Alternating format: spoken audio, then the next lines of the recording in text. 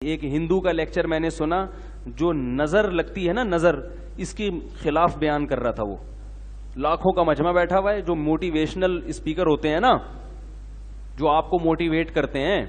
ایک تو موٹیویٹ سے مجھے پتہ نہیں کیوں ایک دم موٹی کا ویٹ یاد آ جاتا ہے.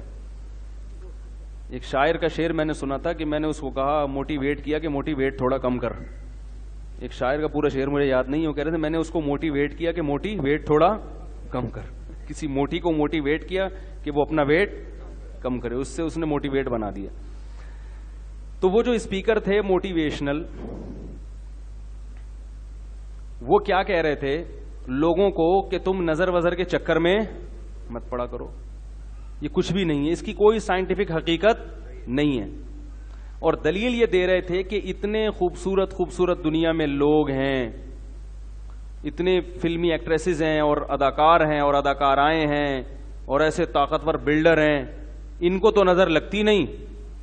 اور آپ کے ہاں کوئی خوبصورت بچہ پیدا ہوتا ہے آپ ڈر جاتے ہو. مولویوں نے ڈرایا ہوا ہے نا، وہی ان کے تو مولوی کے لفظ استعمال نہیں کیے انہوں نے، لیکن نظر کو کون برحق کہتا ہے؟ اسلام کہتا ہے نا، کہ اسلام کہتا ہے کہ نظر لگتی ہے، یعنی لگنے کا چانس ہوتا ہے. اتنی نہیں جتنی یہ روحانی ٹوپی ڈراموں نے لگوائی ہوئی ہیں، اتنی کہ ہم بھی قائل نہیں ہیں.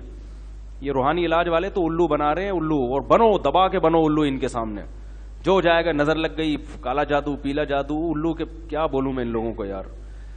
تو میرا تو دماغ ایک دم خراب ہونے لگتا ہے، کیونکہ بہت الو بنا رہے ہیں ماشاءاللہ بھر بھر کے، اور آپ لوگ بن رہے ہو. میں بیان کر کر کے تھک گیا، مگر آپ لوگ الو بننا نہیں چھوڑتے. روحانی علاج والوں کے پاس جاؤ اور الو بنو. لیکن فی نفسی نظر برحق ہے. حدیث میں آتا ہے کہ اونٹ کو ہانڈی تک پہنچا دیتی ہے نظر. اتنے بڑا اونٹ ہے، نظر لگی، مرا، ذبح کیا، اور کہاں گیا؟ ہانڈی میں. تو وہ تقریر میں کہہ رہے تھے کہ بھائی دیکھو اتنے خوبصورت لوگ ہیں، ان کو تو لگ نہیں رہی. تو اللہ کے بندو، نبی صلی اللہ علیہ وسلم نے کب کہا کہ ہر ایک کو لگتی ہے؟ جو بھی خوبصورت ہوگا اس کو نظر، جو بھی اونٹ ہوگا اس کو نظر لگے گی. کچھ کو لگتی ہے اور بہت سوں کو نہیں بھی لگتی. پہلی بات تو یہ کہ ہمارے پاس نظر کے برحق ہونے کی دلیل کیا ہے؟ وہ کہتے ہیں ان کی کوئی دلیل نہیں ہے کہ نظر، کوئی سائنٹیفک بات. یہ کہ سائنس ہر چیز کی دلیل نہیں ہوتی. سائنسدانوں کو یہ ابھی تک نہیں پتا چلا، یہ اس بات کی دلیل نہیں ہے کہ یہ ہے ہی نہیں. آپ یہ کہہ سکتے ہیں سائنس یہاں تک پہنچی نہیں ہے، ختم ہو گئی. سائنس نے کب دعویٰ کیا کہ دنیا کی ہر چیز کو ہم نے دیکھ لیا ہے؟ تو آپ یہ نظر کے باطل ہونے کی دلیل بن نہیں سکتی. ہاں یہ کہہ سکتے ہیں کہ مسلمانوں کے پاس اس کے برحق ہونے کی کیا دلیل ہے. ہم کہتے ہیں ہمارے پاس ہمارے پیغمبر کا قول ہے اور مشاہدہ بھی ہے. مشاہدہ بذات خود ایک دلیل ہوتی ہے کہ آپ نے ایک کام ہوتے ہوئے دیکھا اور اس کی وجہ بھی دیکھی، تو وہ خود ایک دلیل ہے. سب سے پہلے تو ہمارے پاس، اگر ہم نبی کو برحق سمجھتے ہیں تو ان کے قول بھی ہمارے لیے کیا ہے؟ بولو بھائی، دلیل ہے. ہم نبی کو برحق سمجھتے ہیں، آپ نہیں سمجھتے تو آپ کے لیے نہیں ہے. ہم آپ سے اس پر بحث کریں گے کہ آپ محمد صلی اللہ علیہ وسلم کے برحق ہونے کی کیا دلیل ہے. جب آپ اس پر آئیں گے پھر آپ کو محمد صلی اللہ علیہ وسلم کی ہر بات سمجھ میں آئے گی. کیونکہ آپ اس کو نہیں مانتے تو آپ سے پھر بحث کرنا فضول ہے. آپ صلی اللہ علیہ وسلم نے فرمایا العین حق، نظر کیا ہے؟ برحق ہے، لگتی ہے. رہا یہ مسئلہ کہ اتنے مشہور اداکار، تو جو علماء ماہرین ہیں نا جنہوں نے اس پہ بہت ریسرچ کی ہے نظر کے بارے میں، وہ یہ کہتے ہیں کہ نظر ایسی چیزوں کو لگتی ہے جسے دیکھ کر انسان اچانک حیران ہو جائے. اور جو اداکار فنکار مشہور ہوتے ہیں نا، ان کو دیکھ کے اچانک تبھی مشہور چیزوں کو نظر نہیں لگتی، پہلے سے ذہن میں ہوتا ہے.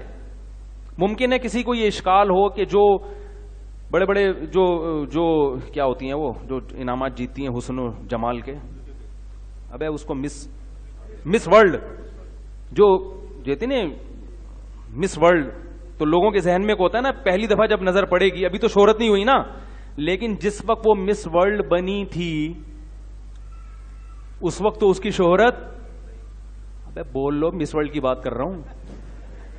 جب وہ مس ورلڈ بنی تھی تو اس کو تو فرسٹ ٹائم لوگوں نے دیکھا تھا نا، اس وقت نظر کیوں نہیں لگی اس کو؟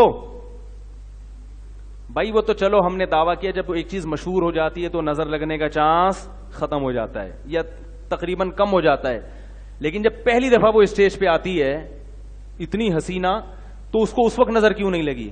اس وقت لوگ ذہنی طور پر تیار ہوتے ہیں کہ کوئی بہت بڑی فلم آنے والی ہے اسٹیج پہ. یہ ذہنی طور پر تیار ہونا بھی آپ کو اچھمبے سے باہر نکال دیتا ہے. ایک دم بہت زیادہ حیران نہیں ہوتے آپ, کیونکہ آپ کا ذہن پہلے سے مانوس ہوتا ہے کہ بہت کوئی خوبصورت آئے گی یا آئے گا, کوئی بھی مسٹر ورلڈ آئے گا. نظر عام طور پر ایسی چیزوں کو لگتی ہے جہاں توقع کے بغیر ایک دم, جیسے میں کہتا ہوں نا کہ بھائی مالدار آدمی کو نظر نہیں لگتی, ہاں جو سائیکل سے ایک دم بلڈنگ پہ آ گیا, لینڈ کروزر پہ آ گیا, اس کو نظر لگنے کا چانس بہت زیادہ ہوتا. آپ سائیکل چلا رہے تھے اور کچرا چن رہے تھے, اچانک آپ کا کاروبار ترقی کیا اور 2-3 مہینے میں سوٹ موٹ ٹائی وائی لگا کے لینڈ کروزر میں جا رہے ہیں. ایسی صورت میں نظر لگنے کا چانس. اس لیے یہاں شریعت یہ آپ کو کہتی ہے کہ اپنی نعمت لوگوں کے سامنے ایک دم بولو بھائی, مطلب آہستہ آہستہ. پہلے سائیکل سے 50 خریدو, ہونڈا 50, اگرچہ پیسہ آ گیا آپ کے پاس, لیکن پہلے لوگوں کو مانوس ہونے دو 50 پہ آ گیا. لوگ کہیں گے بڑی بات ہے بھائی, 50 کو نظر لگنے کا چانس اتنا. پھر رکشا لو, پھر چنچی پہ آؤ, پھر ایک ٹیکسی خرید لو پرانی سی 78-75 ماڈل, ٹھیک ہے نا. لوگ اس سے مانوس ہو جائیں گے, بھائی بڑا ترقی کر رہا ہے. آہستہ آہستہ ترقی کر کے لینڈ کروزر تک پہنچو, ایک دم آسمان پہ پہنچ گئے تو نظر لگتی ہے حاسدین کی, جو جیلس ہوتے ہیں, حسد ہوتا ہے نا, ابے یار یہ ہمارے سامنے یہ ہے, تو وہ حسد کی نظر سے دیکھتے ہیں. تو واپس سائیکل سے بھی پہلے تو سائیکل پہ تھے, اب سائیکل سے بھی کچرا کنڈی پہ آ گئے بالکل ہی. تو ایک دم جھونپڑی میں رہتے تھے, ایک دم پلازا بنا لیا, تو وہاں خطرہ ہوتا ہے کہ بھائی, یا ایک دم کوئی آپ کو اللہ نے خوبصورت بنا دیا, یا کوئی بچہ پیدا ہوا اچانک بہت ہی خوبصورت, جو عام طور پہ اس قسم کے بچے مارکیٹ میں شارٹ ہوتے ہیں, تو جیسے یوسف علیہ السلام تھے, یا ایسا کوئی بچہ بہت خوبصورت پیدا ہو گیا. عام نارمل بچوں کو کچھ بھی نہیں ہوتا, وہ آپ کو بہت اچھے لگ رہے ہوتے ہیں, محلے والوں کو پوچھو وہ گئے ایسا ہی ہے. ماں باپ کو تو اپنا ہر بچہ بہت پیارا لگ رہا ہوتا ہے نا.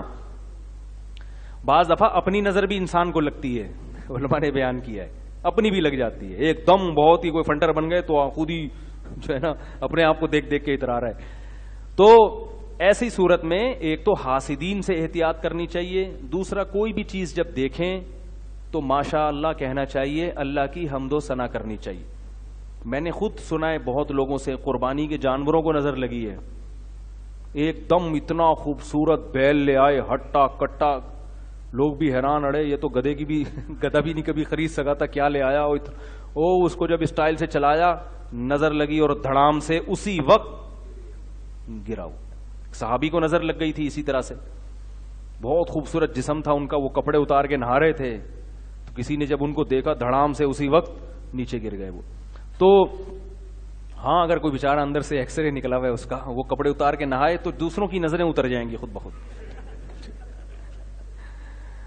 یہ جو لڑکے آتے ہیں نا میرے پاس, حضرت مجھے نظر, میں نے کہا آپ کو نظر لگنے کا کوئی چانس نہیں ہے, آپ نظر کے خاتمے کے لیے ہیں. آپ کی جو چانپیں, جو جب آپ قمیض اتارتے ہیں, کیونکہ گٹکے اور پان نے نظر کا کانسیپٹ ہی کیا کر دیا ہے, ختم. گٹکے والے کو نظر نہیں لگتی, اتنے گٹکے کھا رہے ہیں اور پتہ نہیں کیا کیا ہو رہا ہے, تو ظاہر ہے صحتیں ہی نہیں ہے, تو نظر کے چانس ختم ہو گئے.